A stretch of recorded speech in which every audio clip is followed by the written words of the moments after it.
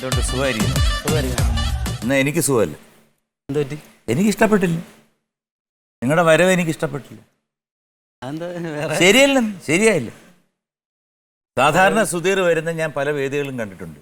ഒരു 1.5 വരവാണ് വരുന്നത്. ആ വരവല്ല, ഇത് വെറുതെ കഴിഞ്ഞ് പോകുന്നു. എൻട്രി ഒരു പഞ്ചാക്കി ചെയ്യണം. എൻട്രി പഞ്ചില്ല.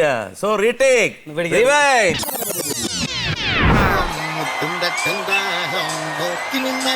കണ്ണും പിടിവിടും കാലം പെണ്ണായാൽ കണ്ണിലുണ്ട് താളം പെണ്ണിന്റെ നടനടയ്ക്ക് താളം പെൺപൂവിൻ ഇതളിലുണ്ട് താളം പെൺമോഹം അഴക് തഴുകും താളം ചിരിപ്പ് താളം നടപ്പ് താളം പെൺവഴക്കടിച്ചാലതും താളം പെണ്ണോടിയ മനസ്സും മറക്കും താളം പെണ്ണോടിടയും മുളതമ താളം താളം മുത്തും മുത്തും മേളം നോക്കി നിന്ന കയ്യും കാലും കൂട്ടിയിരിക്കും താളം തട്ടും മുട്ടും മോഹം മുത്തും തട്ടം ദാഹം നോക്കി നിന്ന കണ്ണും പിടിവിടും കാലം.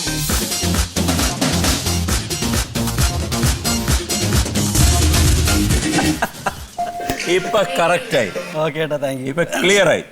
പക്ഷെ ഒരു സംശയം, സാധാരണഗതി നിങ്ങൾ വരുമ്പോ ഷീലാമ്മയെ കൂടെ കൊണ്ടുവരാറുണ്ടല്ലോ. ആ ഷീലാമ്മ വരേണ്ടതായിരുന്നു, എന്തോ തിരക്ക് കാരണം വന്നില്ല. So welcome to the hot seat. Hi ചേട്ടാ. ഞാൻ നേരത്തെ പറഞ്ഞായിരുന്നു ഇതുപോലെ ഷീലാമ്മ എന്തുകൊണ്ടാണ് വന്നില്ല എന്ന്. പക്ഷെ ആ ശബ്ദം വന്നാലല്ലേ വരത്തുള്ളൂ. ശരി. ഞാനൊന്ന് ശ്രമിച്ചു നോക്കി, എങ്ങനെ വിജയിച്ച് പോയാലോ എന്ന് ഒന്ന് ഇട്ട് നോക്കിയതാ. പക്ഷെ അത് വേറെ വഴി അങ്ങ് പോയി. പിന്നെ എന്തൊക്കെയുണ്ട് വിശേഷം? നല്ല കോവിഡ് ആയിട്ട് ഏകദേശം അല്ലേ 1 വർഷമായിട്ട് വളരെ വിഷമത്തിലാണ് എല്ലാവരും. ചേട്ടാ എനിക്കത് ഭയങ്കര സന്തോഷമാണ്. കാരണം എന്താ വെച്ചാൽ ഈ കോവിഡ് കാലത്ത് തുടങ്ങിയതിന് ശേഷം ഇത്ര മാസങ്ങൾ കഴിഞ്ഞതിന് ശേഷം ആദ്യത്തെ ഒരു ചാനൽ പരിപാടിക്ക് ചേട്ടൻ്റെ ഒരു പരിപാടിയിൽ വരാൻ സാധിച്ചാൽ ഒരുപാട് സന്തോഷം, മനസ്സ് നിറഞ്ഞാ വന്നത്. ഒരുപാട് ആഗ്രഹിച്ചിട്ടുണ്ട് ചേട്ടൻ്റെ പ്രോഗ്രാമുകൾ എന്നും കാണും, എല്ലാ ഇതിലുള്ളതൊക്കെ കാണും. കാരണം ഒരുപാട് ഇഷ്ടമാണ്, ഭയങ്കര ഇഷ്ടമാണ് പാട്ടായാലും എന്തായാലും. അപ്പോൾ ഒരിക്കലെങ്കിലും ഒന്ന് വന്നോന്നുണ്ടായിരുന്നു, അത് സാധിച്ചെന്ന്. ഇതിനു മുമ്പ് നമ്മളൊരു ചാനലിൽ നമ്മളൊരു ഷോയ്ക്ക് ഉണ്ടായിരുന്നു. അത് കുറച്ച് 2 കൊല്ലം 2-2.5 കൊല്ലമായി. അത് രസമായിരുന്നു. അന്ന് ഞാൻ ജഡ്ജായിട്ടായിരുന്നു, ചുമ്മാ ഒരു തമാശ ജഡ്ജ്, അല്ല വലിയ സീരിയസ് ജഡ്ജ് ഒന്നുമില്ല. പിന്നെ അതുകൂടാതെ നമ്മളൊരു സ്റ്റേജിൽ വെച്ചിട്ട് ചേട്ടൻ്റെ കൂടെ ആദ്യം ഒരു സ്റ്റേജ് ചെയ്യാൻ എനിക്ക് സാധിച്ചു, ഒരു ഭാഗ്യം കിട്ടി. അത് പാലയിലാണ്, ഒരു ന്യൂ ഇയറിന്റെ അന്ന് പിഷാരയുടെ ഒരു ഷോ ആയിരുന്നു. ചേട്ടന്റെ ഷോയിനാണ് പിഷാരയുടെ ഒപ്പം ഞാൻ വന്നിട്ടുണ്ടായി. അതെ, പാലയിൽ 19-ലാണോ ധർമ്മജനൊക്കെ ഉണ്ടല്ലോ. എന്തായാലും വളരെ സന്തോഷം, വീണ്ടും കണ്ടുമുട്ടിയതില്. ചെമ്പെട്ടുന്നാണ് അവിടെ ഇരിക്കട്ടെ. ഇത്രയും നാള് ഒരുപാട് പ്രോഗ്രാംസിന് നിരവധി സ്ഥലങ്ങളിൽ പോയിട്ടുണ്ടല്ലേ? ദുബായിലൊക്കെ പോയിട്ടില്ലേ? ദുബായി പോയി, പിന്നെ അമേരിക്ക, കാനഡ, ഓസ്ട്രേലിയ, ന്യൂസിലാൻഡ്. അത് അടുത്ത് തന്നെയാണ്. അപ്പൊ ഏറ്റവും ഇഷ്ടപ്പെട്ട സ്ഥലം ഏതാണ്? അത് എങ്ങനെയൊക്കെയാണ് അവിടുത്തെ ആൾക്കാർ, ബാക്കിയുള്ള അവിടെ നടന്ന സംഭവങ്ങളൊക്കെ? നിങ്ങൾ ഈ തള്ളു കേണൽ എന്ന് പറഞ്ഞുകൊണ്ടൊരു സംഭവം ഉണ്ടല്ലോ, ബിഡായി കേണൽ. ആ കേണൽ പറഞ്ഞാൽ ഇങ്ങനെ ഇരിക്കും എന്നുള്ള രീതിയിൽ എൻ്റെ അടുത്തൊന്ന് പറയാം. ശ്രമിക്കുക എന്തായാലും.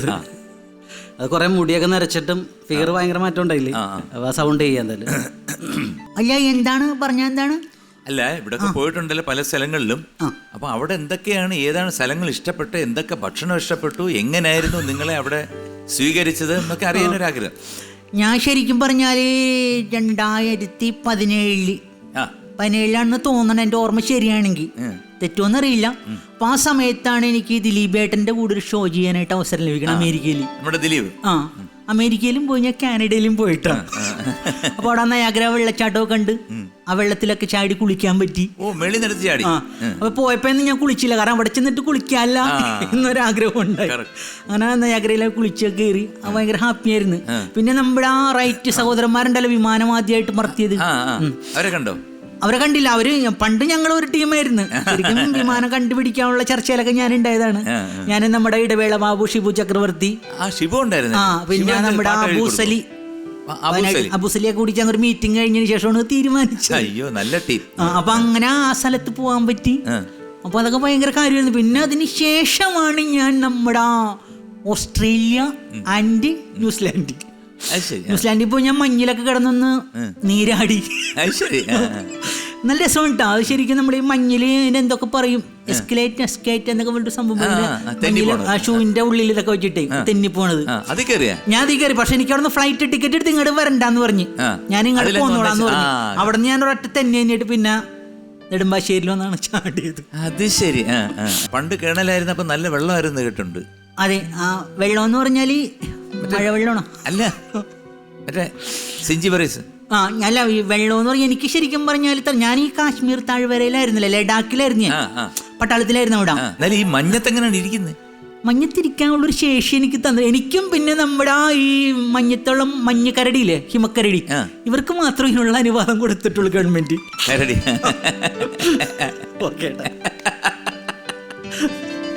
എനിക്ക് സുധീർ വിവാഹിതനാണോ? അതെ, വിവാഹിതനാണ്. എത്ര കുട്ടികളുണ്ട്? ഒരാൺകുട്ടി. പേര് സിയോൺ എന്നാണ്. കിച്ചു എന്ന് വിളിക്കും. കിച്ചു. അപ്പോ വൈഫിന്റെ പേര് ഷിമിലി. ഞങ്ങൾ ഇന്റർകാസ്റ്റ് മാരേജ് ആയിരുന്നു. അത് കുഴപ്പമൊന്നും, മനുഷ്യരാണല്ലോ. അത്രേ ഉള്ളൂ. ഹാപ്പി ആയിട്ട് പോണു കേട്ടോ. എന്തായാലും ഇപ്പോൾ 10 വർഷം കഴിഞ്ഞ് വിവാഹം കഴിഞ്ഞിട്ട്. സന്തോഷമായിട്ട്. ലവ് മാരേജ് ആയിരുന്നു.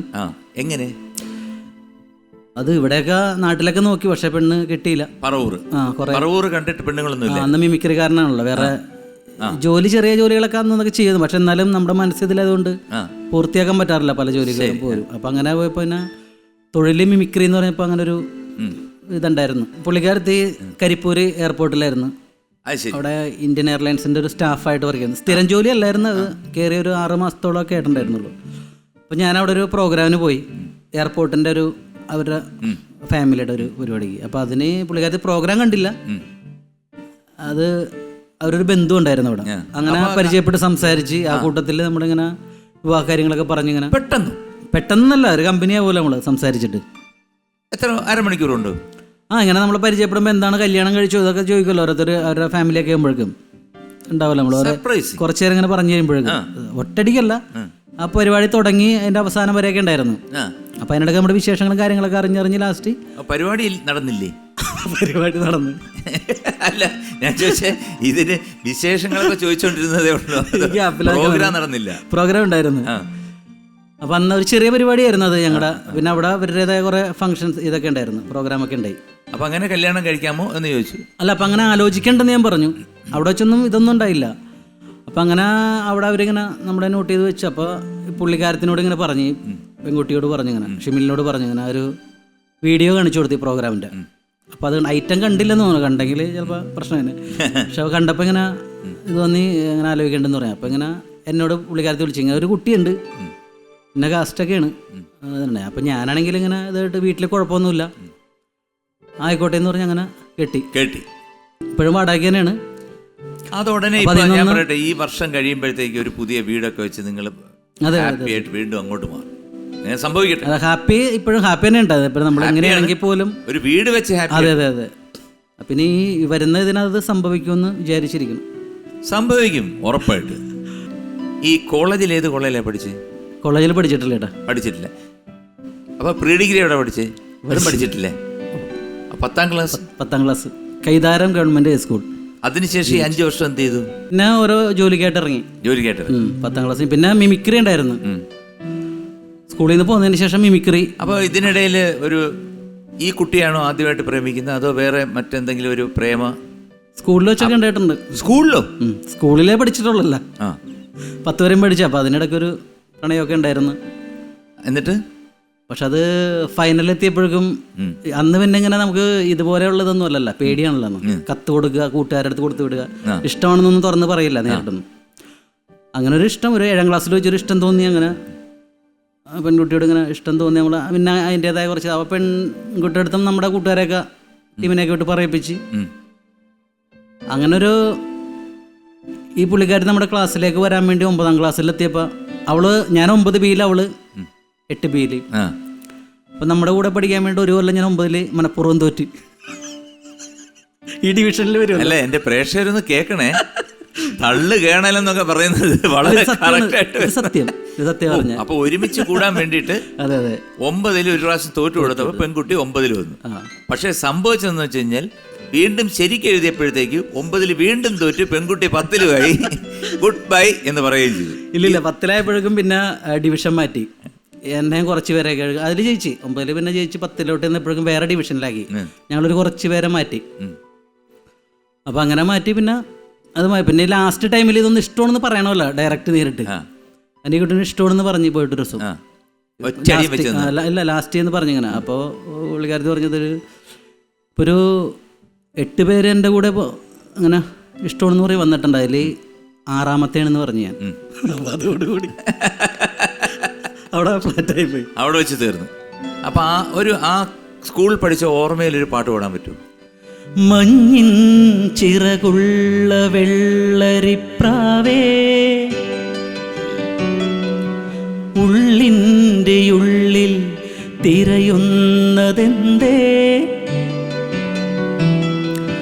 മഞ്ഞിൻ ചിറകുള്ള വെള്ളരിപ്രാവേ ഉള്ളിൻ്റെ ഉള്ളിൽ തിരയുന്നതെന്തേ, മൗനം മയങ്ങുന്ന മോഹങ്ങളാണോ, തൂവൽ തുമ്പിലെ സിന്ദൂരമാണോ, ലാലാ ലലാ ലലാ ലലാ ലാലാ ലലാ ലലാ ലലാ ലാലാ ലാലാ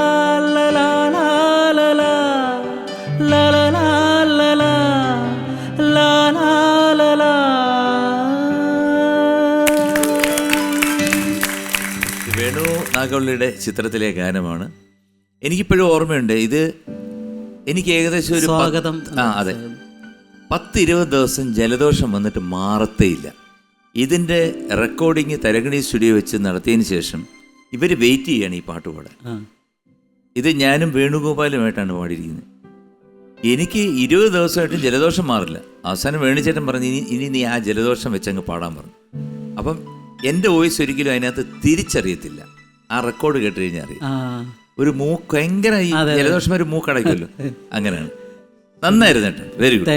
അപ്പം ഞാൻ സുധീരൻ ഞാൻ കേട്ടിട്ടുണ്ട്, ഈ പാണൻ പള്ളത്തി എന്ന് പറഞ്ഞ ഒരു മിക്കവാറും പല സ്റ്റേജിലും പറയുന്നത് കേട്ടിട്ടുണ്ട്. അപ്പോൾ തീർച്ചയായിട്ടും അമൃതയുടെ പ്രേക്ഷകർക്ക് വേണ്ടിയിട്ട് ആ പാണൻ പള്ളത്തി എന്നുള്ള കഥ കേട്ടിട്ട് ഞാൻ എൻ്റെ ഉത്തരം പറയാം. പാണൻ എന്ന് പറഞ്ഞാൽ അത് ശരിക്കും ഇപ്പം എല്ലാവർക്കും അറിയാം. ഇതിലൂടെയൊക്കെ ഇതിൻ്റെ കുറേ പേര് ഫോട്ടോസൊക്കെ അഴിച്ചൊക്കെ അറിയാം. ചില ഏരിയയിൽ മാത്രം കാണുന്നൊരു മീനാണത്. ഈ പുഴയുടെ സൈഡിലൊക്കെ ആയിട്ട് ഞങ്ങളുടെയൊക്കെ അടുത്ത് ഇഷ്ടംപോലെ ഉണ്ട്, പാടങ്ങളിലൊക്കെ ആയിട്ട്. ചെറിയൊരു മീനാണ് അത്, നല്ല ടേസ്റ്റാണ് മീൻ വറുത്തൊക്കെ കഴിക്കുമ്പോൾ. അപ്പോൾ അത് എൻ്റെ വീട് നേരത്തെ ഒരു പാടത്തിൻ്റെ കരിയത്തായിരുന്നു പണ്ട്. അപ്പം അന്ന് ഈ വടിയൊക്കെ എടുത്തിട്ട്, അത് കോമഡിക്ക് വേണ്ടി ഉണ്ടാക്കിയതല്ല, അത് ഉള്ള സംഭവം തന്നെയാണ്. വടി എടുത്തിട്ട് ഇങ്ങനെ പോയിട്ട് ഇങ്ങനെ തടുത്തിങ്ങനെ കൊണ്ടുവരും പാടത്തിൻ്റെ അരികത്തേക്ക്. അപ്പോൾ പള്ളത്തിയൊക്കെ കൂടെ കൂട്ടായിട്ട് ഇങ്ങനെ വരുമ്പോഴേക്ക് ഇത് ചെളിയിൽ ഇങ്ങനെ പൂണ്ട് കിടക്കും. അപ്പം ഇങ്ങനെ ഇത് അടുത്തിങ്ങനെ വരുമ്പോൾ ഇത് ഓടി വന്ന് ഇവിടെ ഇങ്ങനെ കുത്തും ചെളിയിൽ. അപ്പം നമുക്ക് കാണാൻ പറ്റും. അവിടെ നിന്ന് ഇങ്ങനെ കൈയിട്ട് പിടിച്ച് എടുക്കും. അപ്പം അത് വെയിലത്തിട്ട് ഉണക്കി, അത് തന്നെ എൻ്റെ കഥയിലൂടെ തന്നെ ആക്കിയതാണ്. അതിൽ പറയുന്നത് അങ്ങനെയാണ്. ജോലി എന്താണെന്ന് ചോദിക്കും ഈ പുള്ളിയോട് ചോദിക്കുമ്പോൾ, ഞാൻ രാവിലെ തന്നെ വടിയെടുത്ത് തെക്കേപ്പാടത്ത് പോയിട്ട് വടി വെച്ച് പാണം വെള്ളത്തിൽ പിടിച്ച് കൊങ്ങ പൊട്ടിച്ച് വെയിലത്തിട്ടുണക്കി ചെട്ടിയാത്ത് മാർക്കറ്റിൽ കൊടുക്കുമ്പോൾ 350 രൂപ രാവിലെ തന്നെ എനിക്ക് കിട്ടും. ഓ, മീൻ പിടുത്തം, അങ്ങനെ പറയാം. അപ്പം അച്ഛൻ എന്ത് ചെയ്യുന്നു? അച്ഛൻ ഷിപ്പില്ല. ഓ, ഫിഷറീസിലാണല്ലേ? അല്ല, ഷിപ്പിൽ അച്ഛൻ എന്തായിട്ട് വർക്ക് ചെയ്യുന്നു? ഷിപ്പിൽ അച്ഛൻ കടലിൽ പോയിട്ട് വടി വെച്ച് പാണം വെള്ളത്തിൽ പിടിച്ച് കൊങ്ങ പൊട്ടിച്ച് വെയിലത്തിട്ടുണക്കി പറവൂർ മാർക്കറ്റിൽ കൊടുക്കുമ്പോൾ അച്ഛനും കിട്ടും 350 രാവിലെ തന്നെ. അത് ശരി. വേറെ വല്ലവരും? പിന്നെ ചേട്ടൻ ഗൾഫിലാ. അത് ശരി. ഒരാളെങ്കിലും നിന്റെ വീട്ടിൽ നിന്ന് രക്ഷപ്പെട്ടല്ലോ. ചേട്ടൻ അവിടെ അറബിയുടെ കൂടെ വർക്ക് ചെയ്യുന്നു. അറബിയുടെ കൂടെ ഭയങ്കര സാലറി ഒക്കെ ആയിരിക്കും അല്ലേ? അപ്പോൾ നിങ്ങൾക്ക് മീൻ പിടിച്ചാലും കുഴപ്പമില്ല. അവിടെ അറബിയുടെ കൂടെ എന്തായിട്ട് വർക്ക് ചെയ്യുന്നു? അറബിയുടെ കൂടെ അവിടെ കടലിൽ പോയിട്ട് വടി വെച്ച് പാണം വെള്ളത്തിൽ പിടിച്ച് കൊങ്ങ പിടിച്ച് മണലാരണ്യത്തിലിട്ടുണക്കി ദുബായ് മാർക്കറ്റിൽ കൊടുക്കും 350 രൂപ 350 ദിർഹം ചേട്ടന് കിട്ടും രാവിലെ തന്നെ. നിർത്തറാ നിന്റെ ഒരു പാണം വെള്ളത്തിൽ നിന്നിട്ട്. അങ്ങനൊരു സംഭവമാണത്. അത് ഉല്ലാസും ഞാനും ദേവിചന്ദനയും കൂടി ഉള്ളൊരു സംഭവമാണത്. ഉല്ലാസം നന്നായിട്ട് അവർ രണ്ടുപേരും പെർഫോമൻസും കൂടിയാണ് ആ സ്കിറ്റ്. പിന്നെ അനൂപേട്ടനാണ് അതിൻ്റെ ഇത്, അനൂപ് കൃഷ്ണ.